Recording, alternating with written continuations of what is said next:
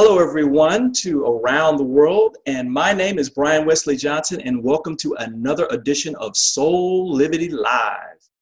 You know, I want to begin tonight with a story about a young man from Milwaukee, Wisconsin, right here in the United States. This young man, as a child, he spent early years of his life in troubled times. His parents separated when he was young, and his stepfather was physically abusive. And at the age of 8, he and his siblings found themselves living in a foster home. Additionally, as an adult, early in his adult years, it wasn't that much better. His first marriage failed, due in part to his own infidelity. And after that, he lost both his job and his girlfriend almost at the same time. And then soon thereafter, he and his young son became homeless. They had to make hotels and parks and airports and even a public toilet their home. But even with all of this, he still had a dream for himself and his family. So as he would say, walk the walk and go forward all the time. Don't just talk the talk, walk it and go forward. And the walk doesn't have to be long strides. Baby steps count too. Go forward. These words are about Chris Gardner, whose story was immortalized in the Hollywood hit, The Pursuit of Happiness, that featured Will Smith as the lead. After long struggles, Chris found balance in life after he focused on what he loved to do. And he became a multimillionaire nearly 17 years after being homeless on the streets of San Francisco. So what's the point here? The point is tonight's show is all about finding your life's balance. It's an important part of becoming all that you were meant to be. And we have the perfect person to talk about. Her name is Michelle Cruz Rosado. She's the author of the bestseller, Pursuing Your Destiny. And she's a speaker who really walks the walk when it comes to living life in a balanced and happier way. And I'm so happy to have her on. So with that, let's welcome Michelle to the show. Hi. Hey, Michelle, how are you? Very well, Brian. Thank you so much for having me on tonight. Oh, man, I am so, it's like I'm at peace, but I'm excited at the same time about talking about this. I want to remind all of our Soulivity viewers out there, we love questions. So don't be shy. Just post them right on this live stream, and we'll get to as many of them as we can throughout the show. So, Michelle, let's get this party started here. You've had an amazing journey so far. And, to be honest, I wasn't sure about what question I wanted to ask you first until tonight. And so the question that came to me was, when did you decide to stop surviving and start living in a more balanced way? Do you remember like the actual moment that happened? For the beginning of that journey where I knew that I really could not live as the victim, that was about a year. Actually, it was about 6 months after I left my ex-boyfriend who was physically abusive. In 6 months, I noticed that there were a lot of flyers in New York for domestic abuse victims. And I was like, you know what, this is not really what I want to do. I'd rather be a survivor, but also someone that could share that experience of awakening and why I became balanced enough to go forward. Wow. I mean, how do you define balance? I mean, I know that a lot of people, we talked about this earlier before the show about, I think a lot of people don't even really consider balance as part of having a high quality life, right? They think about the money, or the success. They think about the things, these tangible things, but they don't think about how holistically their life works. So how do you define it? I mean, after this painful experience, how did you define it for yourself? When I stopped thinking that the only way I could heal from this is to read books, was to listen to other people talk about their problems. Listening to other people's problems helped me understand that I was not alone. Mm. However, in order for me to find the answers as to how I was going to heal, I needed to find not only what made me happy, but also what could make me go forward peacefully. And also, when I would have moments of darkness, sometimes moments of doubt, well, how would if I were to return to this person? All of those things, I knew that I had to be present with them. I had to be present with the emotions in order for me to move forward, because I noticed that the more I went forward and kept on thinking that I had doubts, there really was no growth there. Everything else was changing around me, but I was not really growing as a person. Did you feel like at that time that you had like a lot of unresolved fears about like life and living? Well, I noticed, because I was with him for a very long time, that if if I were to go out with my friends, I would not have anybody to go home to anymore. And it was almost as if I was a divorcee, where that life completely dissipates and you're on your own again. So it was such a great experience to learn to be alone, to Wow. find solitude. And I actually thank this person, because that moment of gratitude for not the abuse, but for the crumbling of it. I thanked him in my mind. Thank you for helping me understand how bad this really was and how I can bring myself to a different place. So yeah, so basically that was it. When you thank, when you're actually feeling gratitude for the pain. Yeah. Wow. I mean, you know, you talk a lot about turning inward. Is this what you're talking about? Like you're turning inward and that you notice that this pain was there, this fear was there. Sounds like you had to move through it. What do you mean by that term? Am I right? Am I correct around that? No, you're absolutely right. Okay. It was turning everything off. Now Okay. When I ended that relationship, this was long time before social media. So it wasn't like I was looking for online groups, or I needed to look inward. And it was the hardest thing for me to do, but it was also the most meaningful, because without that experience, I would have never been able to have a healthy relationship with anyone ever again. I knew that. I had a feeling that I could not stand to live that pattern over and over again. I had to make the change. I had to be the change. What are some of the steps that you took? I mean, what are some of the actual things that you did at that time to kind of turn in and also face some of that stuff? What were some of the things that you did? So I was still, working a corporate America job, so that kept me focused from 9 to 5. And then I would go home, and I sat down and really was wondering what I love to do, or what I would like to start doing.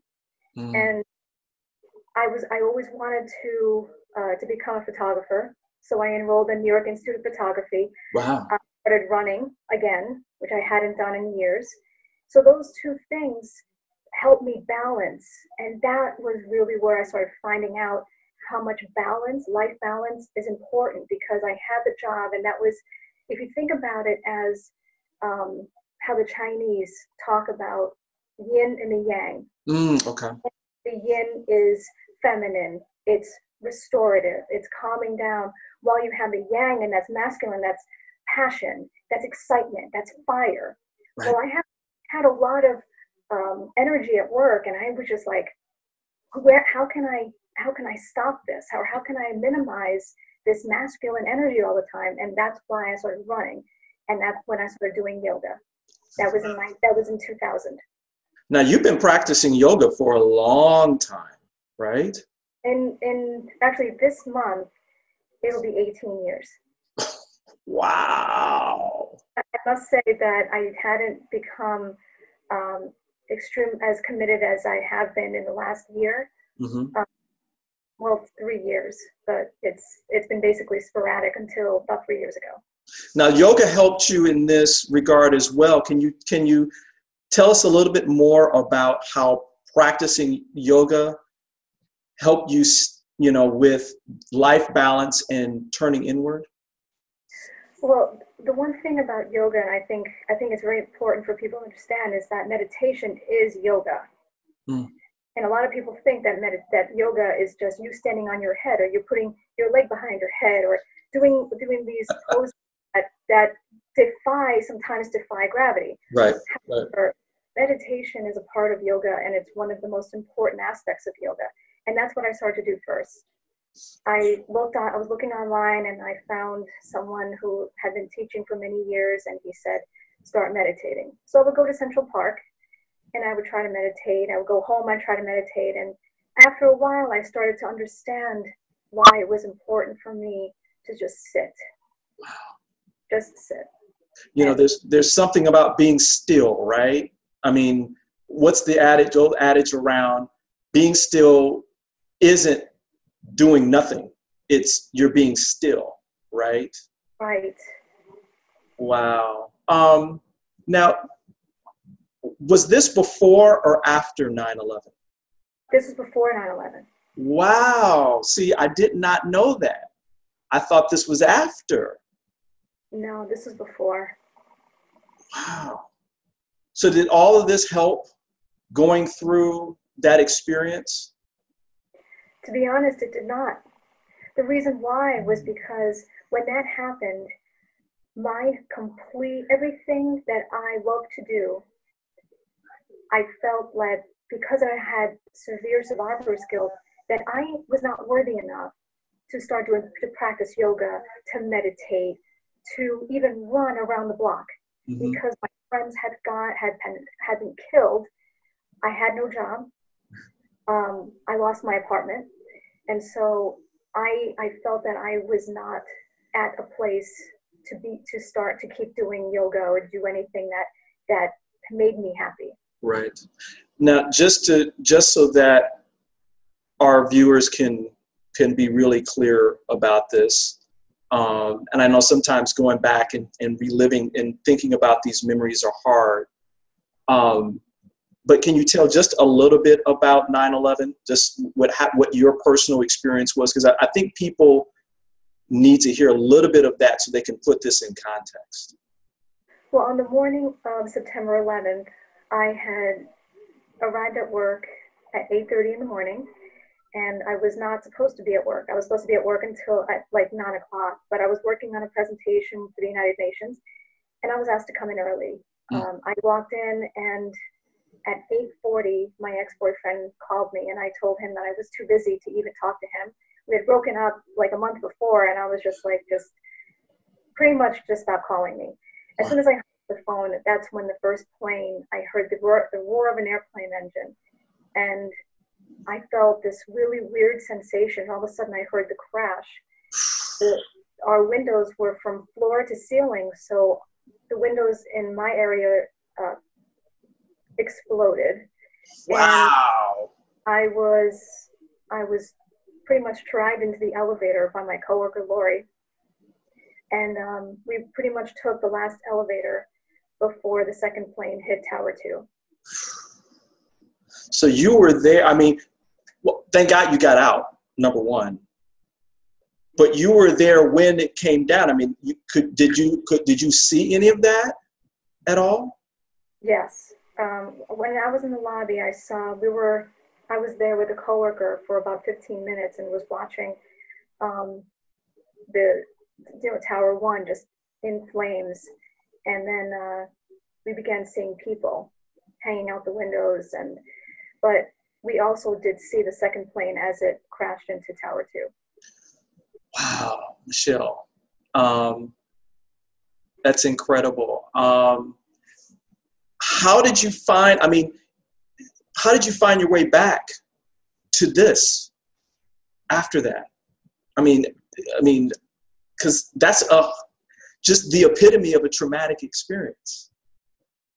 It was exactly a year from the time that happened because he was my fiance at that time, Randy. I was telling him that I used to practice yoga, and then he'd say, would you mind teaching me some of what you know? Mm. And as I started showing him, the interest returned, and I felt more inclined to practice more than I ever did before. Wow. That's amazing. And so that kind of kicked things back in, right? Because you had experienced, it sounds like you had experienced what this process is before. And it was always there, even through all that experience. It was there. And as we're talking, it's almost as if a part of my soul had passed on with them. And I'm not saying that as it's a bad thing. I'm actually saying it was a rebirth. It was a rebirth from not feeling guilty about their passing, or standing up for myself and saying, yes, I do deserve to be here. Yes, I am worthy enough to be here. So it was, that in itself was a blessing as well. And it's, of course, I'm not saying that the tragedy is a blessing, but some beautiful things actually came out of that. Well, your book, right? Pursuing Your Destiny. What was that process like? How did that begin? Because you said you shifted into more balance, more peace from the yoga experience. Did that also, this idea for this book also come out of that? There were a couple of things that my husband and I were talking about. He encouraged me to share my 9/11 story, but he also encouraged me to share experiences that I was a bit apprehensive about sharing. But then I realized, when you have an experience, everybody has a story, but when you have a story that you feel could not even help inspire people, but when they read something and they find inspiration within themselves, that is reward. That's the reward. It's not them buying our book. It's just knowing that there's something in the book that touches them. Because I know for me, if I read something that moves me, that book is mine forever. I will Right. It becomes a part of you, and you know that within your inner knowing, your inner guidance tells you this is what you are supposed to feel. This is what you're supposed to, how you're supposed to live the rest of your life as. Wow. I highly recommend everyone that you read Michelle's book, because it really, again, it's this, she goes through her story, but she also talks about how to move through different events and how to find and hone and practice what you're meant to do. So I highly recommend it. And I want to thank Michelle for writing it. What are some of the practical ways for someone who is new to all of this, right? What are some of the practical ways for them to start? Okay. Well, like I was saying before about yoga, there's a lot of misconceptions about how we could find mindfulness and we can have this spectacular awakening. It's not necessarily from sitting on a mountain, or in a cave with a sage. It's literally, it's using what you already do every day. Okay. In a place of mindfulness. And what I'm literally talking about is doing dishes, doing laundry, all the things that you normally do, but because some of us can't stand doing that, how about one day when you're folding clothes? No, you're actually looking at the clothes and saying, okay, I'm folding clothes. I'm good with this. I'm at peace with this. It's almost as if you're now here. Okay. You're here. So it sounds like what you're talking about is people feeling themselves in the present moment and stop thinking about the future or the past, right? And so if they are folding clothes or washing dishes or whatever, and they focus completely on that, they're in that moment. And they probably are getting the sense of what that feels like. Am I right? Yes. Okay. Okay. Wow. When I walk my dog every morning, I never bring my phone. Mm. And it's not because I'm attached to it. If I'm walking her, I'm walking her. But I noticed that there was one time when I was talking on the phone and walking her, and she started to pull me. Mm-hmm. And for the most part, she and I are very close. So when she's walking and she knows that I'm watching her, she's right at my side. Mm-hmm. So even animals could feel your distractions. So now, when I notice, now she and I go for a run every day together. Mm-hmm. It's like literally the things that you normally would do anyway. It's nothing that you need to do differently. Then maybe after a while, you know how good it feels when you're washing dishes and you know you're here. Maybe then take 5 minutes by Wow. yourself. Turn off the phone, turn off the computer, turn off everything, and just close your eyes and be good with where you are right now. Do you find that with people that start this process, that they start to do other things as well? Yes. Okay. Okay. Yes. Because some people need to start small. Like I needed to start small. When I was told that, I was told the same thing. Start knowing that you're doing dishes. I'm like, but I already know I'm doing dishes. I already know that. And they said, no, really know, really know.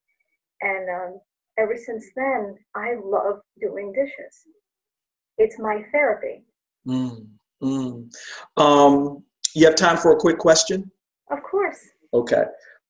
This is from Rick out in Vancouver. Hey, Rick, how you doing? Hi, Rick. He said his question is, what faith or spirituality do you have or practice? Okay. The faith that I have is in God. Okay. I've heard universe, I've heard creator, but I believe in my heart that God is everything. God is here. So, which means that that kind of belief system helps me find no judgment in anybody else. Gotcha. And 9/11 is when I actually lost my faith in God. Mm. Wow. I admitted to my family that I detested God because I Mm. believed that He did this. So, but it actually awakened me because it helped me love humanity in the process. That there was no such thing as us hating someone because of their religion. It was only our minds that direct us in that fashion. So and then that's why I believe that God is everything. Wow. And like Hub spoke, right? yes. Yes. Yeah. What you're talking about is a process. I mean, we every day you practice. What keeps you motivated around this? The one thing that keeps me motivated every day, as soon as I wake up, I actually do this with my fingers and my toes. I wiggle that, and I know that I'm here. And the first thing to say is, thank you for giving me another day here. Wow. I guess my final question is, what are some of the things that we can do to keep us moving toward balance? What are some of the practical things outside? I mean, you talked about that one exercise where we're in the present moment. Are there some other things that we can do as well? Well, for me personally, I found that when I deleted certain apps on my phone, that kept me in seeing what one person is using for makeup, what one guy is doing to develop his abs, anything else that's outside of what I know that I need to do, Mm-hmm. I take that off, and I focus on exactly what I need to do. Wow. You know, Michelle, whenever we talk, I always find myself becoming more inspired to stay the course. And what that means is it's not an outward thing, it's an inward thing. And then that inward expression changes the outer.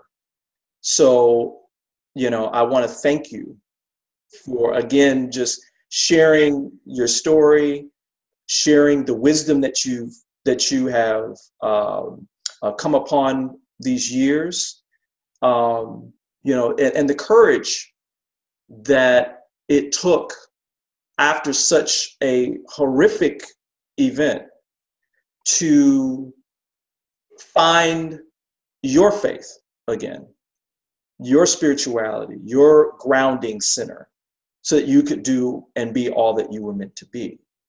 So thank you. Thank you for that. And thank you for being here. Thank you so much, Brian. Thank you. Everybody, we're going to have all of Michelle's information on the website, you know, so that you'll be able to find out more about her book, and which I want you to go buy and read because it's really, really good. And everything else that you know, about what she's talking about here in terms of finding your balance, finding your life's balance, as well as pursuing your destiny, which is the name of her book. Would you come back? Would you come back and join us again? Absolutely. Absolutely. Yes. Yes. All right. So I want to remind everyone that you can have access to this video and all the other videos by downloading our mobile app, which is available on Google Play and the App Store. And so I want to thank you again, Michelle. And with that, I'm going to say this is Brian Westley Johnson saying thank you again for joining us. And I'm wishing all of you love, passion, and of course, happy living. Good night.